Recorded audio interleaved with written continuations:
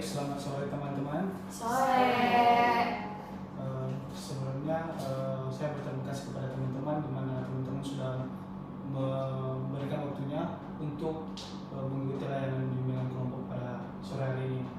Dan sebelumnya kabar teman-teman bagaimana dulu? Apakah kabar teman-teman baik-baik semua? Baik. Baik, sebelum memulaikan layanan bimbingan kelompok kita, sebaiknya kita mulai dengan berdoa terlebih dahulu. Baik, berdoa dimulai. Berdoa sisa. Baik, sebaiknya sebelum kita masuk pada materi kita atau layanan kita, sebaiknya kita lebih baik untuk memperkenalkan diri kita masing-masing. Mungkin dimulai dengan guru pembimbing kita. Baik, selamat sore semuanya. Perkenalkan, saya guru BK kalian untuk saat ini. Nama saya Alivia Dita, hobi saya jalan-jalan atau traveling. Untuk saat ini cita-cita saya menjadi orang sukses. Selanjutnya bisa oleh Aldin. Baik, perkenalkan nama saya Aldin Favodabu. Hobi saya bermain sepak bola dan cita-cita saya menjadi guru BK. Perkenalkan, nama saya Irfan Syafri. Hobi saya badminton dan cita-cita saya menjadi guru BK. Selanjutnya akan disampaikan oleh rekan saya. Baik, perkenalkan nama saya Fitri Aida. Hobi saya bermain voli. Cita-cita saya menjadi guru. Baik, perkenalkan nama saya Christina Abel. Cita-cita saya jadi guru agama dan hobi saya menari. Baik, perkenalkan nama saya Jelina. Hobi saya membaca buku. Cita-cita menjadi guru BK. Oke, perkenalkan nama saya Fani Belagia. Hobi saya badminton. Cita-cita saya sebagai guru. Perkenalkan saya dari Sosok Kabupaten. Cita-cita saya menjadi guru. Hobi saya jalan-jalan. Oke. Mungkin teman-teman bertanya kenapa kita berkumpul pada sore hari ini. Nah, tentunya seperti yang saya jelaskan tadi bahwa kita kumpul di sini untuk melaksanakan layanan bimbingan kelompok. Mungkin di sini sebelah saya ada guru pembimbing kita, mungkin bisa menjelaskan apa itu pengertian dari konseling kelompok atau layanan atau tujuan dari layanan konseling kelompok ini. Oke, baiklah murid-murid sekalian, saya akan sedikit menjelaskan bahwasanya berkumpulnya kita di sini tak lain untuk melaksanakan kegiatan konseling kelompok. Mungkin teman-teman sudah mengetahui atau minimal mempunyai gambaran tentang konseling kelompok. Dan kini saya akan mempertegas lagi pengertian dari konseling kelompok adalah kegiatan yang dilakukan untuk membantu individu yang mengalami masalah dengan memanfaatkan proses dinamika kelompok agar individu tersebut dapat menuntaskan masalahnya serta tidak mengalami gangguan dalam perkembangannya. Sedangkan tujuan konseling kelompok adalah untuk membantu individu mengentaskan masalah yang dihadapi. Bagaimana anak-anak, sudah siap? Siap, Bu. Baik anak-anak semuanya, dalam konseling kelompok ini kita itu mempunyai asas, yaitu baik dalam pelaksanaan ini ada beberapa asas. Yang pertama itu adanya asas kesukarelaan, di mana dalam menyampaikan masalah kalian tidak merasa terpaksa. Apa di sini ada yang mulai merasa terpaksa? Tidak, Bu. Oke, kita lanjut asas keterbuka. Di dalam asas keterbukaan, pendapat kalian harus terbuka. Apa yang mengganggu pikiran dan perasaan dapat kalian kemukakan pada kesempatan kali ini ya. Dan yang ketiga, adanya itu asas kerahasiaan. Artinya apa yang kita bahas dalam ini tidak boleh kalian sebarluaskan. Dan yang berakhir, adanya asas kenormatifan, yaitu setiap anggota harus berpendapat dan mengeluarkan idenya. Namun tidak boleh memotong pembicaraan teman kalian yang sedang berbicara. Artinya harus bergantian serta berkatalah dengan bahasa yang sopan. Dapat dipahami? Bisa, Bu. Oke. Baik. Apakah ada yang merasa tidak enak badan di sini? Tidak Bu. Tidak Ibu. Berarti kalian semua sehat ya. Sehat Bu.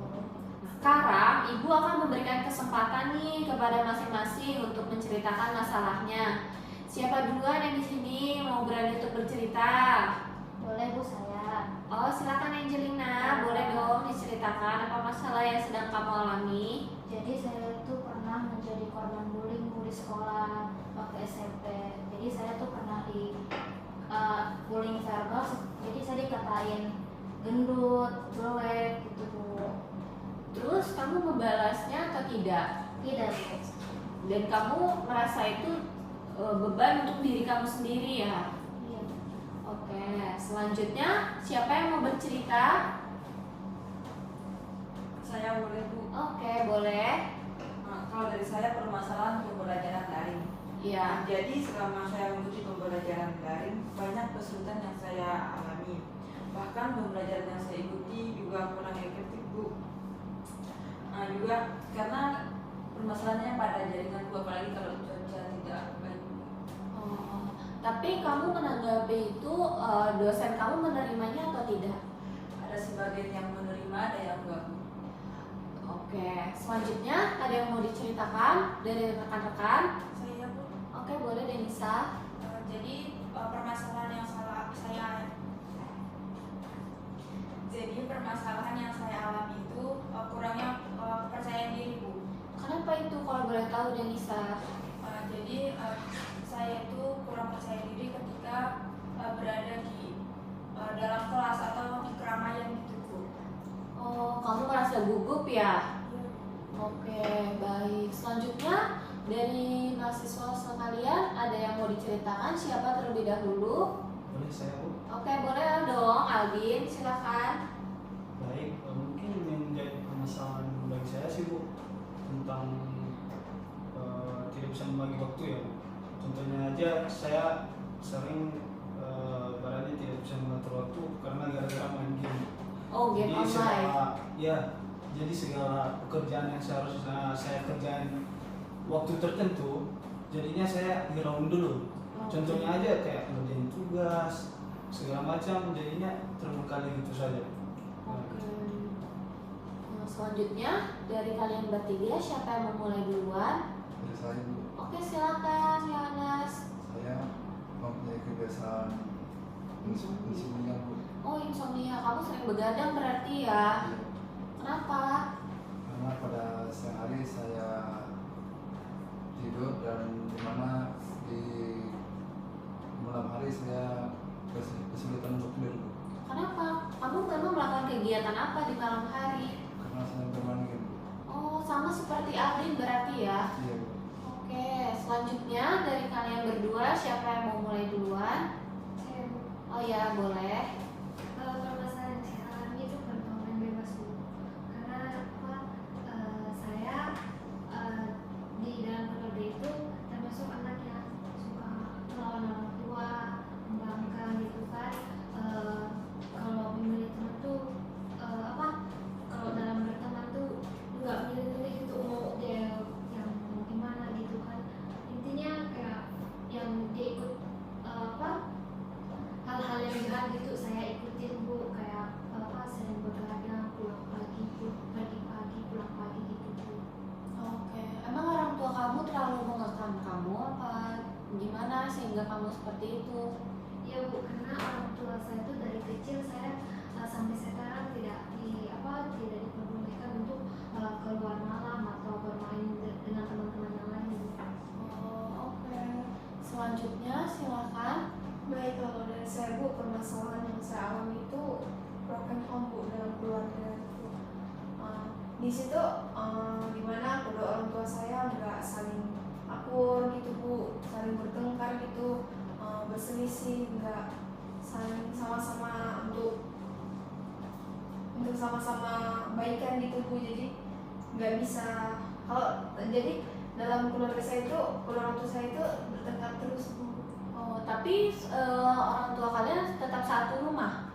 Iya, tetap satu rumah, tapi dalam satu rumah itu nggak saling sama-sama ngomong, nggak saling sama-sama gimana bersama gitu loh Bu. Untuk akur ya? Iya. Oke, baik. Baik anak-anak, setelah kita mendengar semua masalah-masalah yang disampaikan, sedikit banyak ya dipahami masing-masing masalah kurang lebih sama yang tentang tidak percaya diri.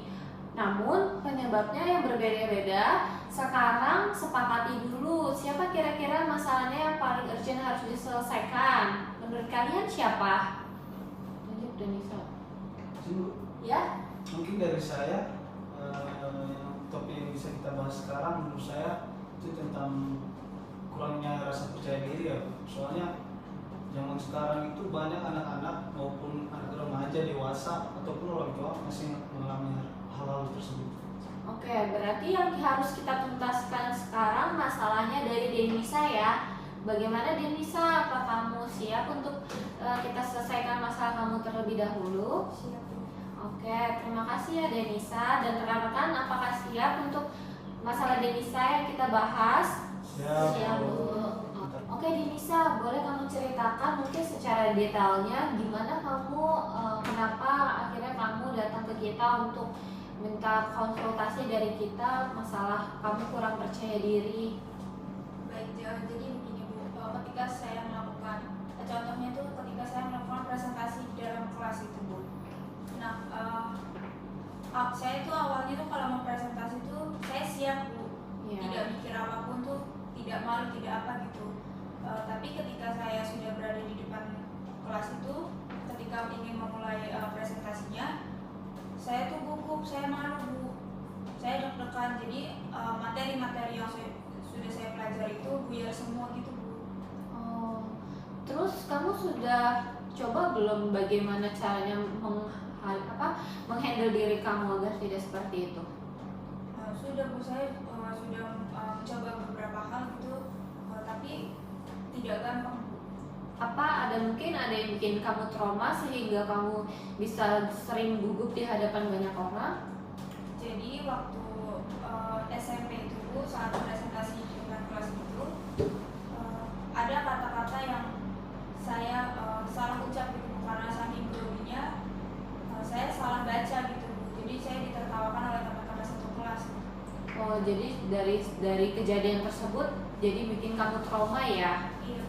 Oke, ternyata masalah yang dihadapi oleh Denisa ini cukup rumit ya teman-teman. Perlu kita tuntas lebih lanjut.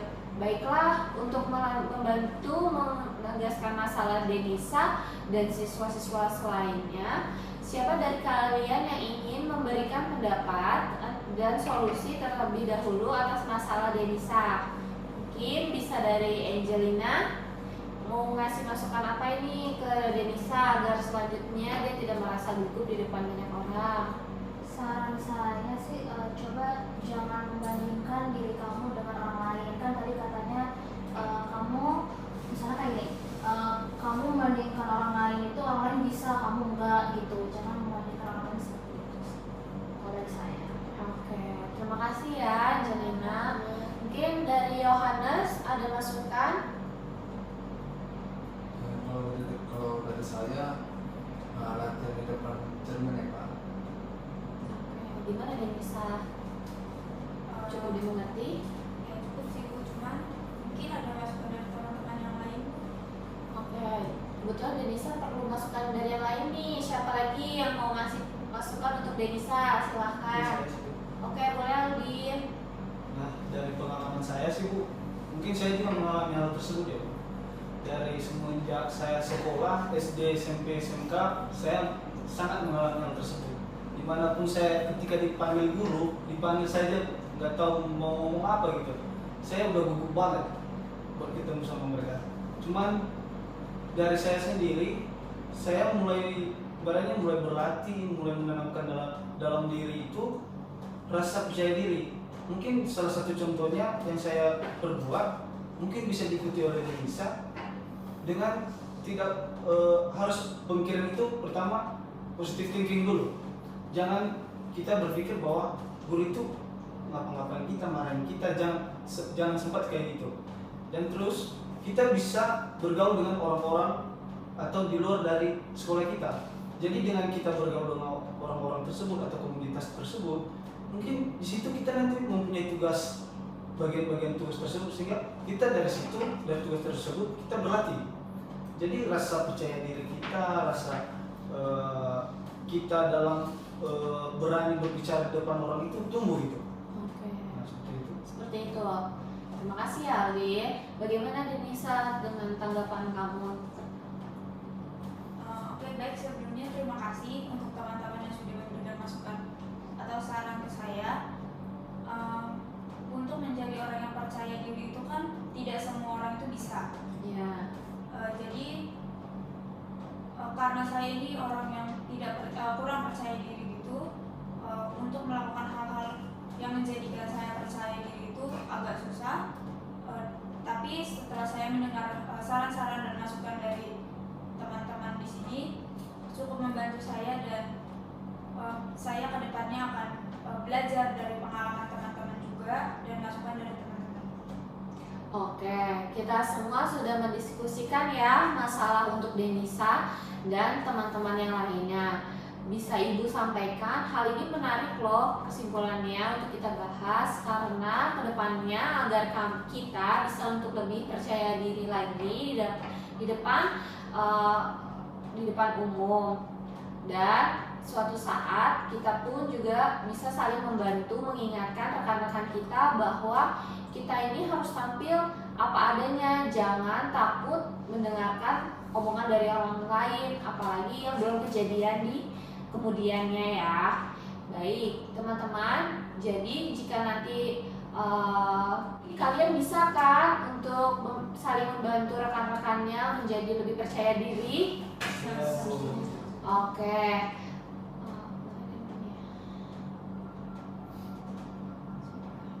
Baik, apakah masih ada yang mau disampaikan lagi? Oke, setelah berpikir keras untuk menceritakan semuanya dan memberi tanggapan untuk Denisa, alangkah baiknya kita tutup aja ya untuk hari ini konseling kelompok kita, dan kita lanjutkan di konseling berikutnya untuk membahas permasalahan dari teman-teman kalian. Baik Bu.